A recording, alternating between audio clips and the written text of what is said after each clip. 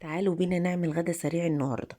انا جبت طماطميتين قطعتهم مكعبات، وبصلتين برضو قطعتهم مكعبات او 3 بصلات، ومعايا فلفل احمر واخضر واصفر، فلفلايه من كل حاجه وقطعتها برضو مكعبات بالشكل ده. هجيب بقى الصينيه بتاعتي وهحط كل الخضار معايا، وكمان قلت لكم ان انا قطعت 3 بصلات بالشكل ده، وكمان هنبهرهم. هنحط رشة من بهارات الفراخ، وحطيت فلفل، وحطيت مرقة دجاج حوالي معلقة كده من كل حاجة. تمام. وهدعك كده الخضار معايا عشان ينزل السوائل اللي فيه. وحطيت كمان ورق راولة، هنا ادم بيساعدني. وحطيت كمان معلقة من البابريكا المدخنة بالشكل ده، وهنزل بالبانيه. ايوه، بانيه صينيه رهيب جدا. عملت كمان معاه مكرونه. تمام. حطها تستوي بالشكل ده، وهنزل ببقيه خلطه الخضار وهدخلها الفرن.